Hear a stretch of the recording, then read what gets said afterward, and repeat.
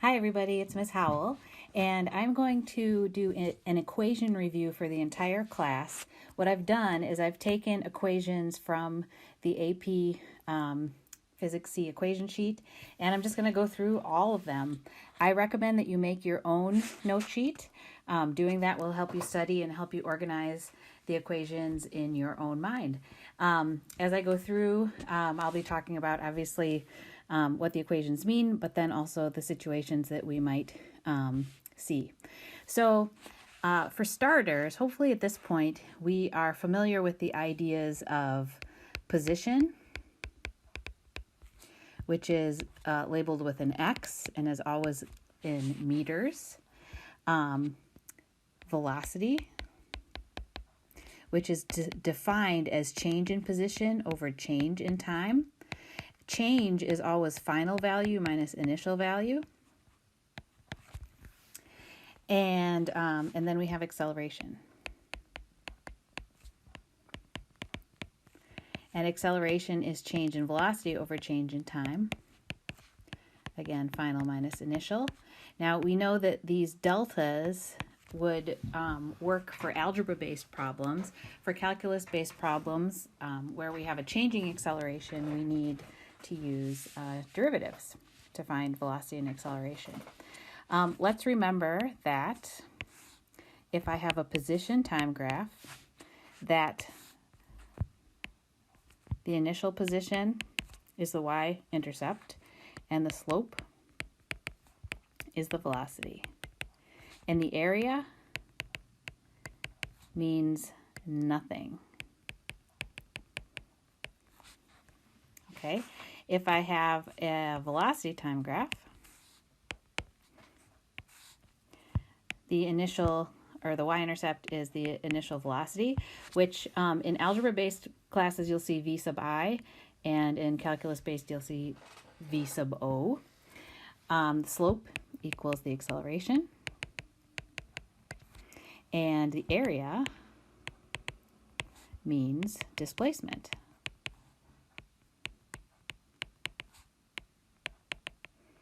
And so just a reminder that displacement is change in position. It's final position minus initial position. And then finally, for an acceleration time graph, well, we haven't really had to work with that too much. And these that I just drew here are not related to each other, but in this scenario, the acceleration would be changing.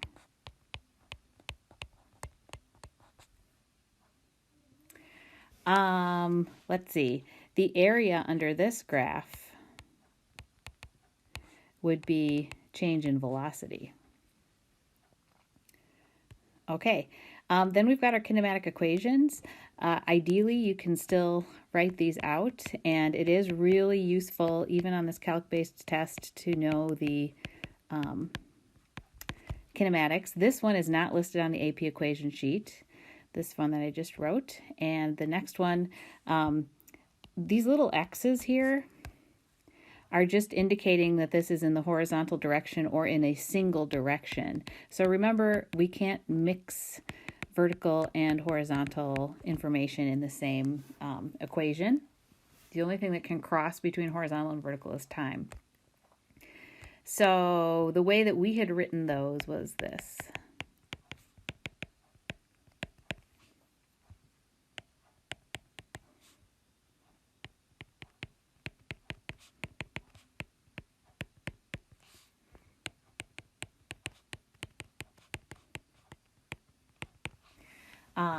If you run into a good old-fashioned algebra-based kinematics problem, I sometimes find it easier to write it with the deltas. These up here are calc-based, and this Vx is an instantaneous value. And of course, we know that if we had a situation where velocity was changing, then the instantaneous slope would be tangent to the function at that point, and in fact, that would be a derivative. Okay, So then later on in the course, we learned about rotating systems, and we actually have the same equations for rotating systems. On the equation sheet, they only give you, I'm going to change colors to indicate that now we're into rotation. Okay, so on the equation sheet, they only give you one link between the linear quantity and the angular quantity. Remember that the word angular stands for rotating. And one way that I had helped us lay it out is to think about, kind of like we're thinking about position, velocity, and acceleration. Oh, I should add up here that displacement, I guess I said it down here, but displacement is change in position. Change is always final minus initial. So anyway, back to the rotational kinematics, we've got analogs to these quantities, and the analog of position is angle. And the way that we measure rotating systems is on the unit circle. So you learned about the unit circle in terms of degrees. Now we can also use radians. And so your position on the unit circle, like if I'm right there, that angular position on the unit circle would be pi over 4. Okay, so linear, angular, and this is measured in radians. Okay, so linear velocity corresponds to something called angular speed, and what this equation up here is saying is that if I take the linear quantity, if I take the angular quantity and multiply by the radius, I get the linear quantity. And then the same holds true for acceleration. Angular acceleration alpha, which is measured in radians per second squared. If you multiply that by the radius of a circle, you'll get the angular acceleration. So this is meters per second. Meters per second squared. This is radians per second. Okay. So I have enough room? I think I do. So I can take these equations and if I know them pretty well, and I do, then I can translate them into an angular version. So instead of x, I'm going to write theta equals 1/2 initial speed plus final speed times delta t.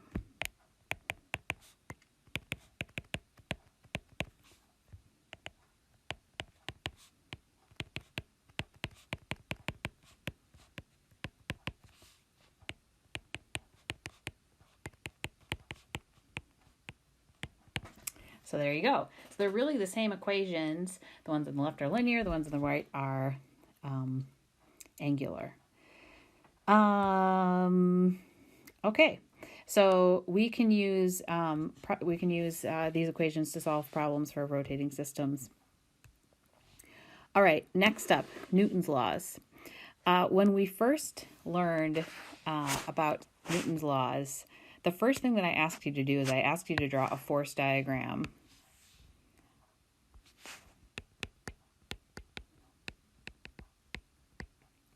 And I think I had something like a book or a brick on a table.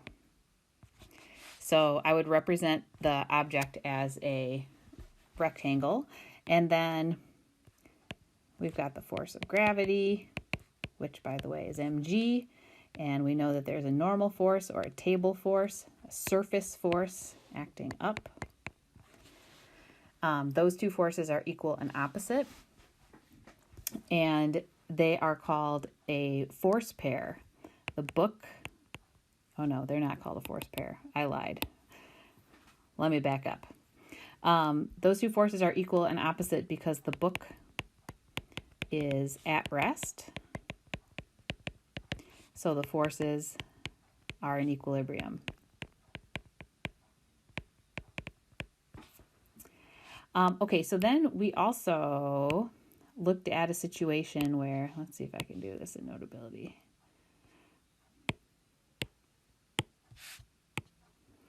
We looked at a scenario where we had an object that was sliding. I think I had like an air puck that was sliding at a constant speed. So if an air puck were sliding at a constant speed, let me go back.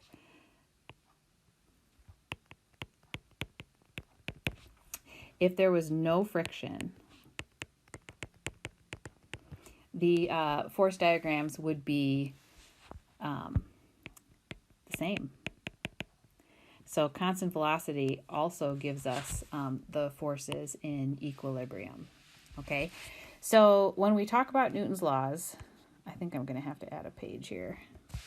Let's see if I can figure that out. Yeah. Okay, so when we look at Newton's laws, what we're really looking at is the difference between accelerating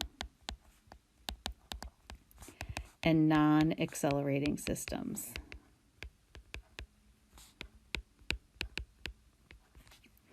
So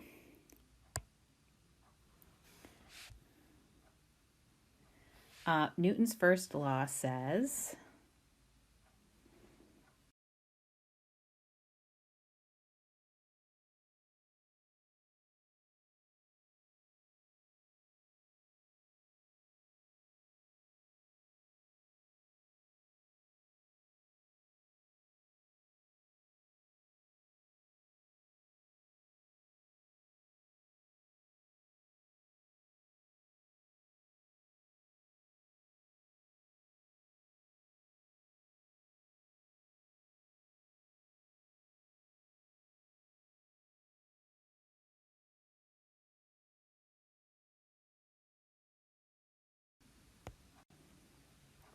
okay, so that's Newton's first law, and I don't think there's any emotion in it. What I meant was in motion.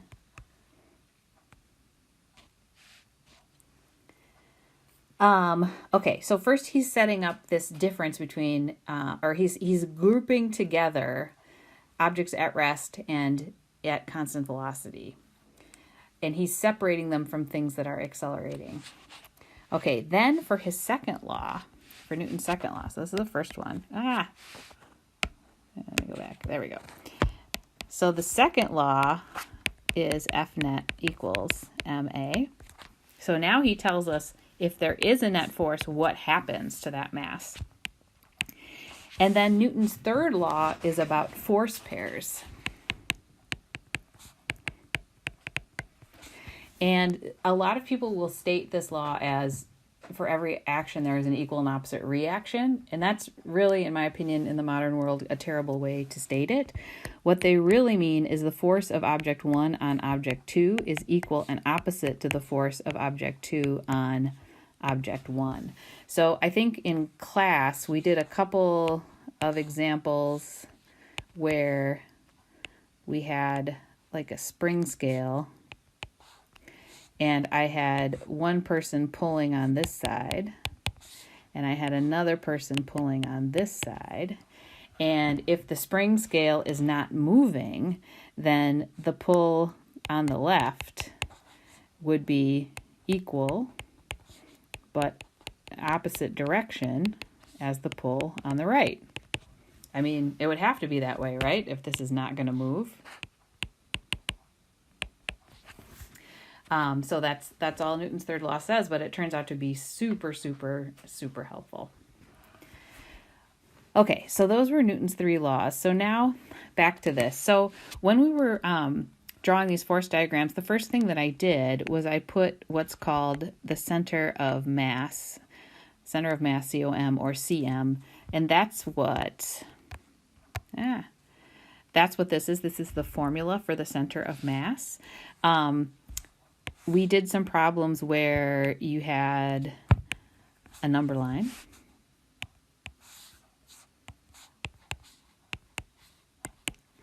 And the number line defines position. And then you had different masses along that number line. And you could determine center of mass by taking each mass each mass, times its position on the number line, adding them all together, and then dividing by the total amount of mass. Okay, so center of mass turns out to be important in a number of different situations. This next one, there's Newton's second law, stated in terms of acceleration. One thing that's kind of nice about doing it this way is when you think about gravity, G, or 9.81, is equal to the weight of an object over its mass. And this is actually how we define gravitational field strength.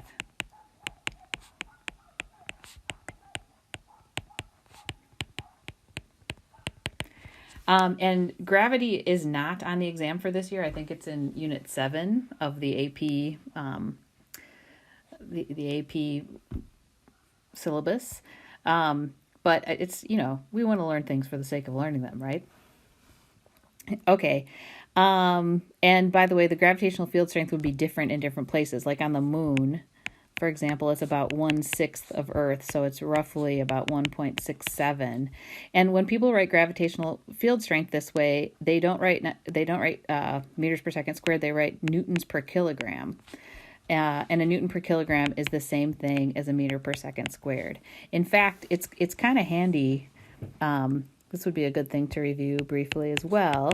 If F equals ma, mass is measured in kilograms, and A is measured in meters per second squared, then a newton is a kilogram meter per second squared. Okay, let's see. I think I'm going to add another page because what I'd like to do next is talk about friction, but also talk about all the different kinds of forces that we studied. What I called Unit 4, and the College Board, I think, calls Unit 2, is all about forces. So let me add a page here. Let me see if this will move. Okay. Okay, so forces. So what kinds of forces did we learn about? So the first one that we all know and love is the force of gravity, and it's equal to the mass of an object times g. G is equal to, of course, 9.81 meters per second squared on Earth. Okay, let's suppose we have an object sitting on a table. We already reviewed Fg and Fn. We want to remember that this is an idealized situation. Sorry, I'm just shutting the window because of the barking dog across the street. Okay, so we've got Fg and Fn, and Fn is called the normal force. Be careful that you don't call it the natural force or some other n word that starts with n. Normal force. Normal, the word normal means perpendicular. And normal, the normal force always acts perpendicular to the surface. That's the definition of a normal force. So to have a normal force, you must have a surface. Right now, I'm sitting in a chair. I've been sitting in it since about 7:30 this morning. It is now 5:24. Oh my gosh, I need to go outside. But yes, I can feel the surface of the chair pushing up on me. Okay, what if somebody comes along and this book is sitting on the table and somebody pushes it? We would probably call that FA for applied force. So forces in general are a push or a pull, but that's kind of your generic added force. And then what if somebody pushes it at a constant speed? If they're pushing it at a constant speed, then the forces must be in equilibrium, and Fk is the force of kinetic friction.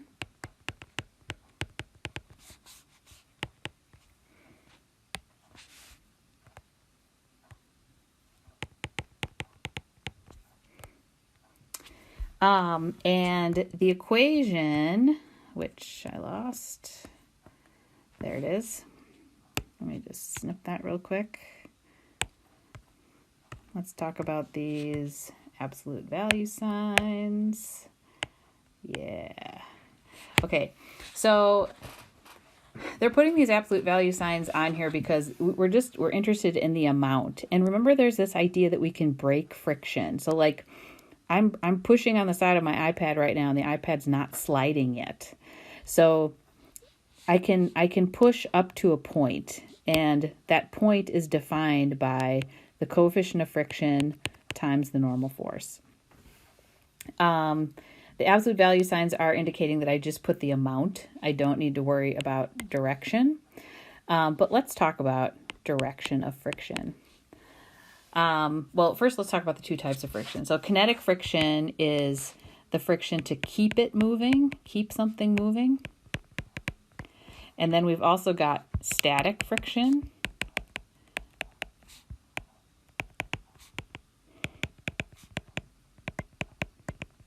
This FF, it's either one, doesn't matter. The force of static friction is the force to get it moving, which is, the force to get moving. And the definition of friction, like the normal force acted perpendicular to the surface, the force of static friction acts parallel. Ooh. Wow. Parallel to the surface. And it always opposes motion. So looking back at this diagram, I can see that this force of kinetic friction here, which I'll just darken so you can see what I'm talking about, is acting parallel to the surface, and it's opposing the motion. So presumably this object is moving to the right.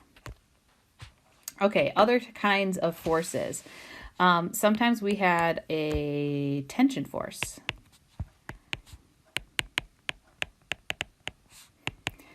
The College Board sometimes likes to just call it a big T for tension.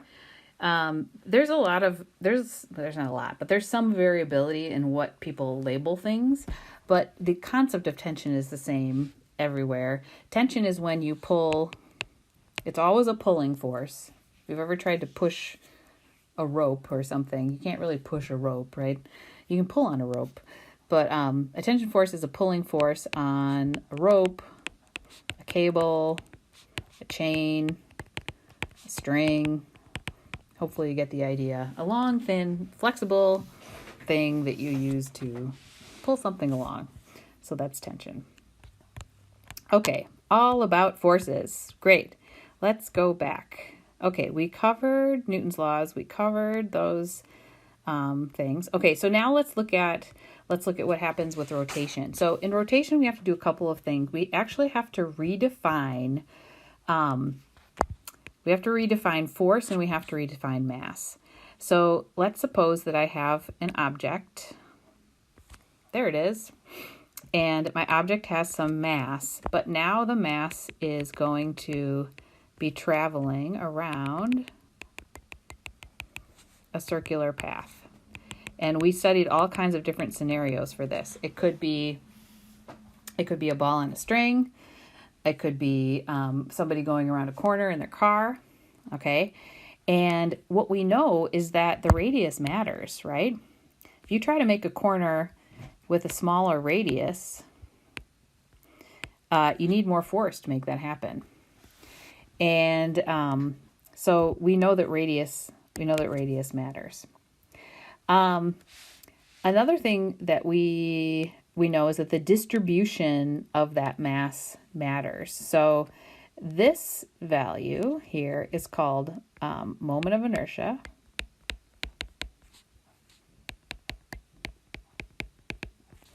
And it's the distribution of mass around a pivot.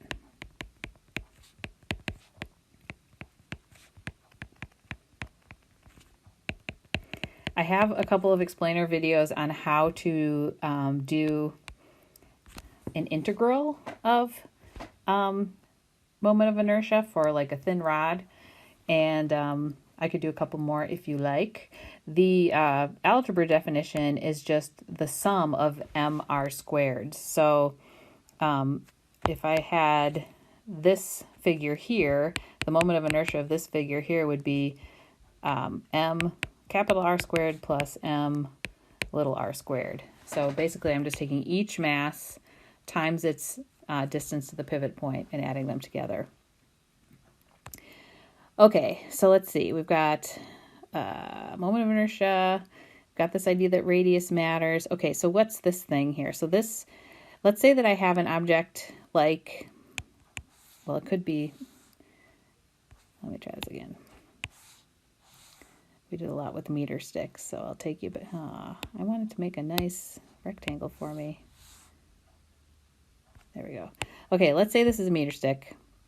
Let's say the meter stick is fixed at one end and you want to rotate the meter stick. Okay, in order to rotate the meter stick, you have to exert a force. But it matters where you exert the force, right? You're going to get the most bang for your buck exerting it at the end. So that force is a vector, and I shouldn't probably draw a curved line, because actually your force has a direction like that. And it has a distance from the pivot, which I'm going to call r. And then you'll see this torque equation. Torque equals r crossed with F. Now, if you go back to our notes, or if you think about what we had talked about, this angle matters. So like if I did push on this meter stick at an angle, only the perpendicular component would count. And the perpendicular component would be, if I measure the angle here, perpendicular component would be F sine theta. If you have learned about cross products, and they are listed on the equation sheet, this cross product is indicating that you take these two values, FR, and then you multiply by the sine of the angle between them. Okay, so that is how we compute torque. The force times the distance from the pivot times the sine of the angle between them. So notice I measured the angle between the force and the radius. Okay, so once you have taken force and done some fancy footwork to convert it into a rotational value, and once you have taken taken mass and done some fancy footwork to turn that into a rotational value, now what we can do is take Newton's second law and apply it to a rotating system. And that's what this is here. So before we had, I'm going to switch colors. Before we had F net equals ma. That was the linear version. Now our rotational analog is that net torque is going to create an angular acceleration around or of a distribution of mass around a pivot. Okay, moving on. Let's see. Okay, let's move on to energy, work, and power. We started out with the definition of work. Work, if you learn the definition of work like in elementary school, work is just force times distance. And the force and the distance have to be in the same direction. Now that you're not in elementary school, you'll see that work is a little fancier than that. It's the integral of the force dot dr, where r is still going to be the distance added up over the limits of your integral. This is also a vector product. This dot stands for cosine.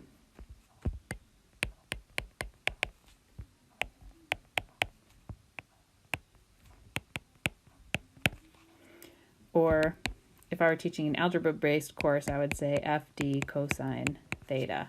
So let's look at an example of that. If I have a suitcase and I pull on it with a force like that, and the force is not parallel to the distance that I travel. So there's my theta, and I move the suitcase this distance. The work that I do, when I calculate the work that I do, I can only use the parallel component of my force. And that parallel component is F cosine theta, right? That's the, if you think about this right triangle, that's the adjacent side. So that's the dealio with work. If you think about what happens with work done by friction, let's say it's a scenario where, okay, I've got my good old standard book on table. So I've got FG, I've got FN. Now I'm going to pull the book on the table, and I'm going to pull it with a constant applied force. So you can imagine, there I'm pushing my iPad with a constant speed, okay? And in order to push it at a constant speed, there must be a frictional force. If I push the iPad to the right, so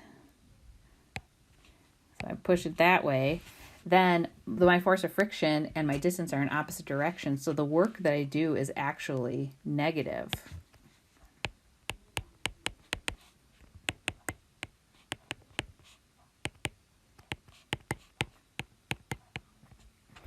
And in some of the practice problems on the AP Classroom website, you'll see that negative FD for work done by friction.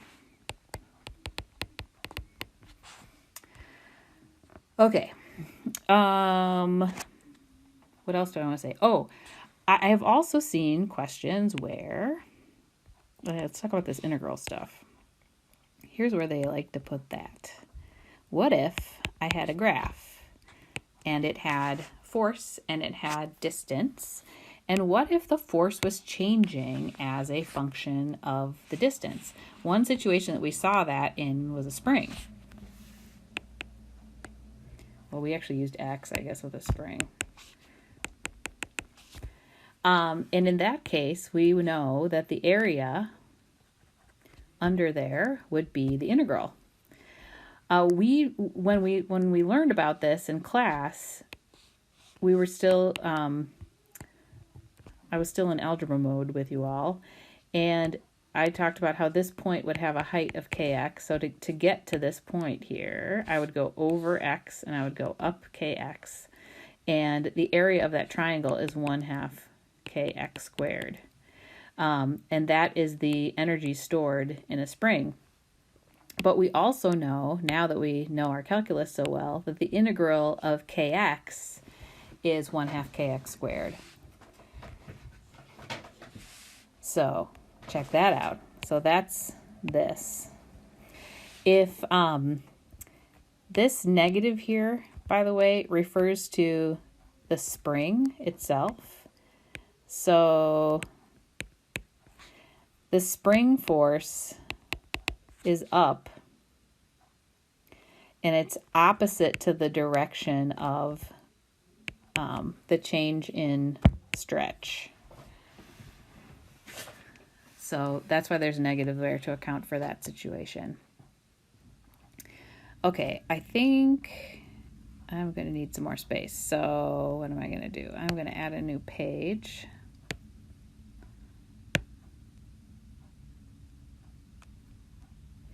And I'm going to take my equations with me. Yeah. There I am. Okay. So we've got these ideas of work, and then the next idea is, well, what do you do with work? Well, you can use work can be converted into other forms. Oh, what is work measured in? Do you remember? Work is measured in joules. So if I go back to my definition here, work is a Newton times a meter, and that is a joule. Not to be confused with, going back to torque, torque is force times or force crossed with distance. This is a Newton meter, which you cannot say is a joule because it's only for the specific rotational situation.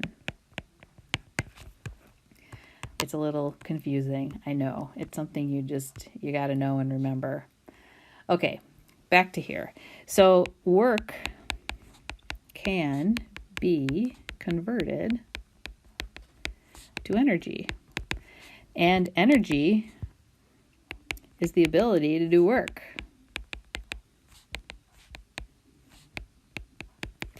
So I could push on something and make it go. I could push on a wagon and make it go. And if I did that, the push would be force times distance, and I would give it kinetic energy. So you can say work is equal to a change in kinetic energy. And kinetic energy is defined as 1/2 mv squared. This is a scalar quantity, no vectors, and so solving problems with work and energy can be really, really great. Another kind of energy that I'll just write this down, kinetic. Okay, so this is energy of motion. So it's due to velocity. Okay, another kind of energy would be energy due to position in the gravitational field. So I lift a ball and I drop it. When I lift it, I give it gravitational potential energy, and that's just mgh. And when you think about this is really just Fg, and this is really just a distance.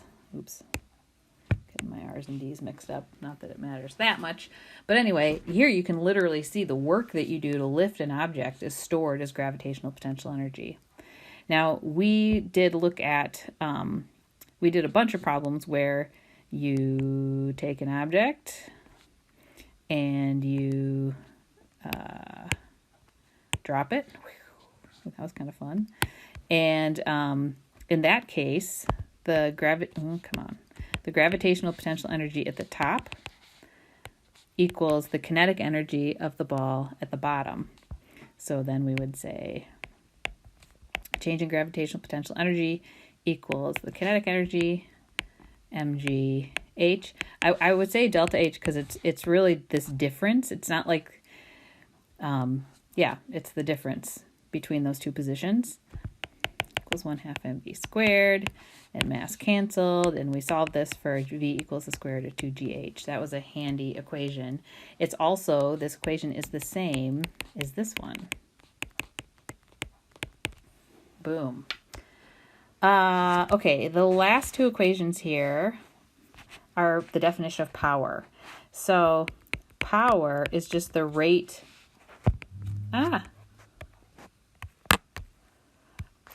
Power is a rate of doing work. So it's energy over time. So you can think of a situation where what if we had energy and time in a graph? Power would be the slope, right?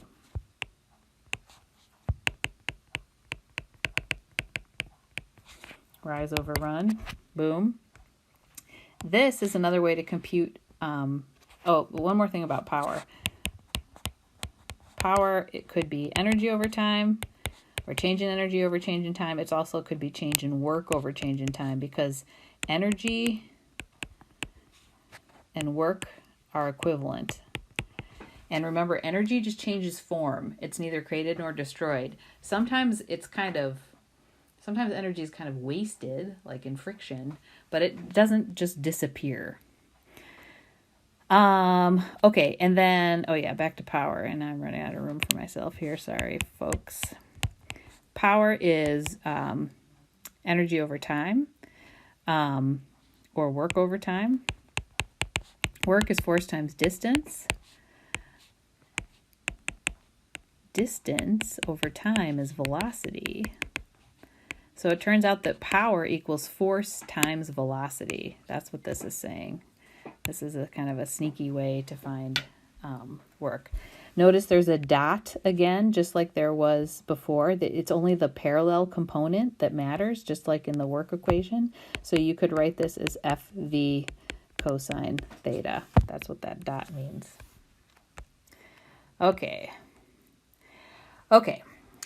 So we're getting there, folks. We're really getting there, I promise. So how does that relate back to the rotational stuff? So rotational kinetic energy is the only one of these that really matters. And we have the definition of rotational kinetic energy is 1/2 I omega squared. And again, I is moment of inertia.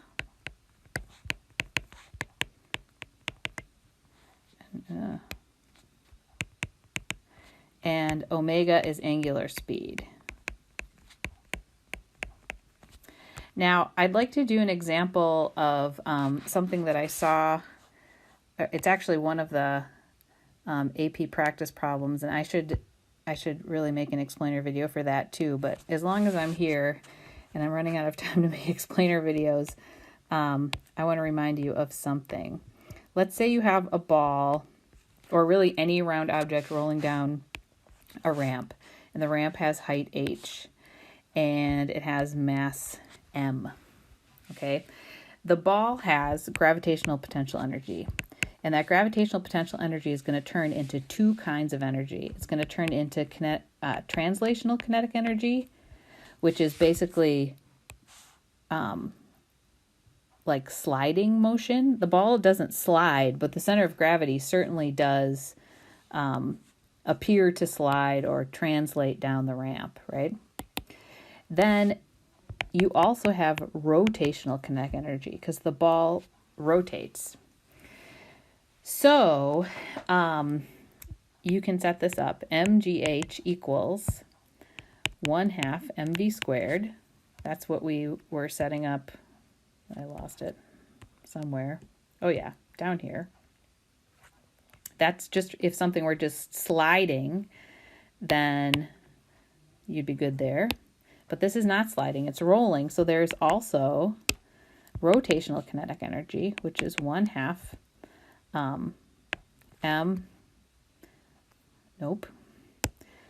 1/2 I omega squared. Let's say that this is a hoop, because that's all I can remember right now.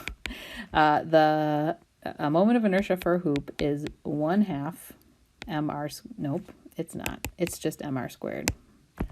Goodness gracious. And I'm really playing fast and loose with my m's here, you guys. I'm so sorry. I've got capital M's, I've got lowercase m's. It's all the same m, okay?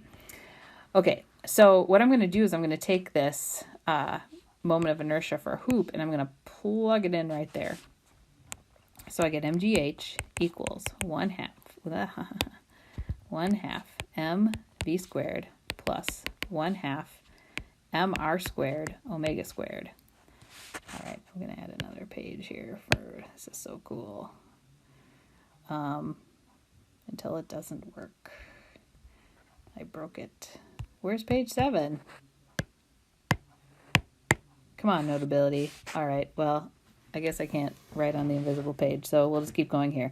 Now, remember that r times omega equals v. This is what relates angular speed to linear speed. So this is just v squared.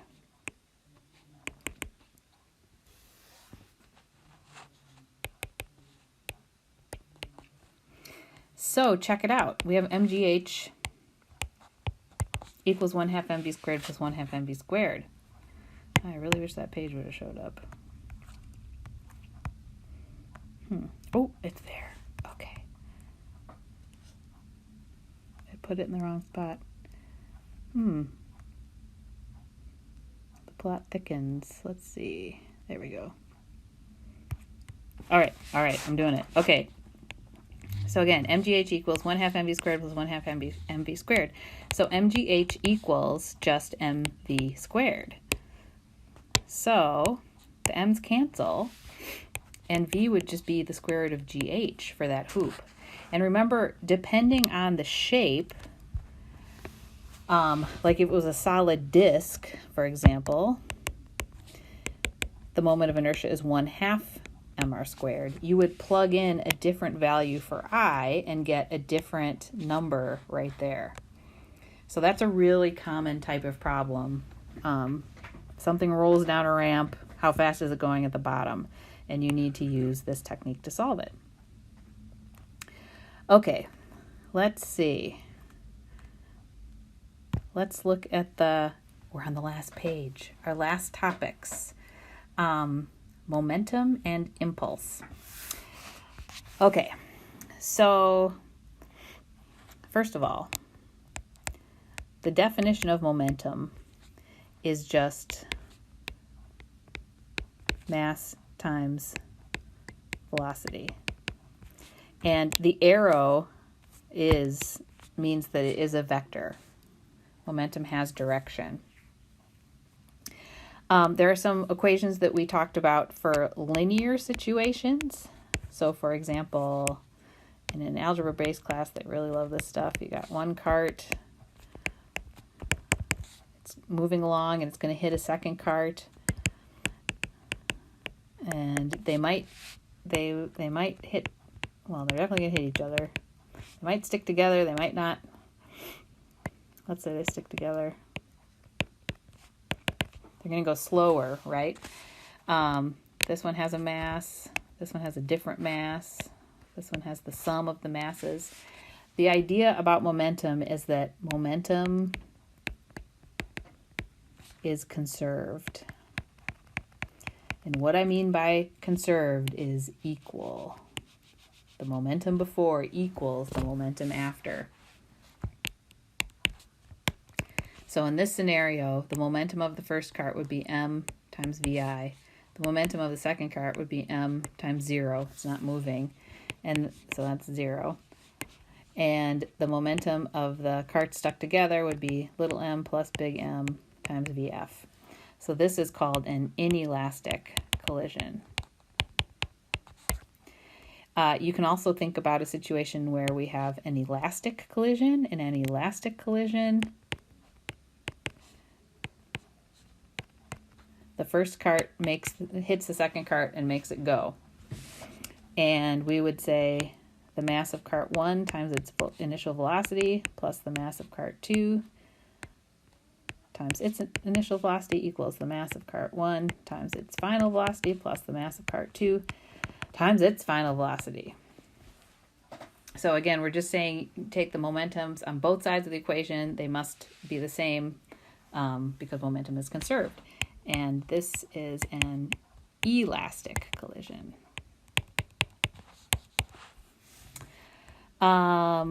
Okay, I'm gonna kind of sidebar this for a minute. We'll come back to angular momentum in just a minute. So then we talked about the impulse momentum theorem. And the impulse momentum theorem says that the impulse on an object equals the change in momentum. Now, impulse is force times change in time, and delta P is equal to mass times change in velocity. Remember also that change is final minus initial. So actually I saw this on, let's see if I need more paper. 1 second. So one thing that I saw on one of the practice questions was a graph like this. So what could that possibly give you? Force divided by time doesn't mean anything, but force times time is impulse. So, here the area equals the impulse. J is the unit for the impulse. The units for impulse are Newton seconds, and the units for momentum are kilogram meter per second. These two things are equivalent because, as you may recall, a Newton is a kilogram meter per second squared, and when you multiply that by a second, you get a kilogram meter per second. Yeah, so this equation here, this one, this integral, again, is trying to tell you that the area under a force versus time graph gives you the impulse and therefore the change in momentum. And really, when you look at this formula, it's just a rearrangement of the same idea, right?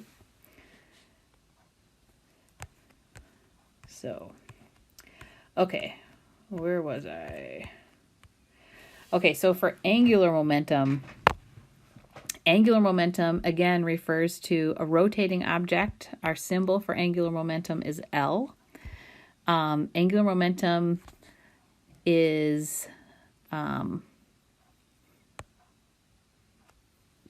okay, come on, brain.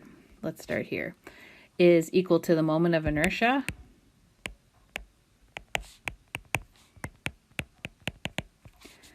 times the angular speed. Wow, I'm losing the ability to write. Okay, there we go. Times the angular speed. And remember that angular momentum is conserved as well. So we had done, we remember we did a lab where there were kids on a merry-go-round, and I had them, they went in toward the center, and the merry-go-round sped up. And so what we know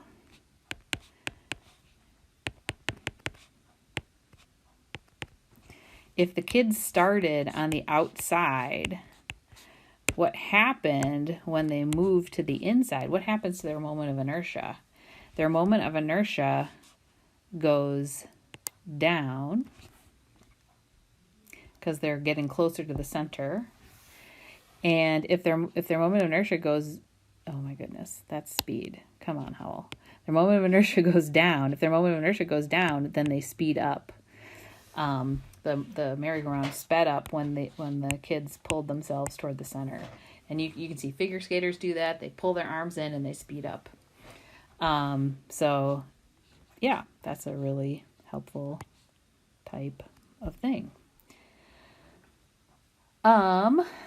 This formula here, this is a cross product. This is actually saying that the angular momentum of the of an object that is spinning is, the cross means that it's actually through the axis of rotation. So if I had a bicycle wheel and it was, I'm just going to think about one particle on the wheel for a moment. At any given instant in time, that there's a little particle which has some mass, and at any given instant it has some momentum, and it has a radius from the center. And what a cross product means is that the momentum is actually along the z-axis. So that's what this is trying to tell you. And you may remember that I had a bicycle wheel in the classroom and I would spin it and kind of hold it up like a magic trick. And it was because this angular momentum was actually along the z-axis along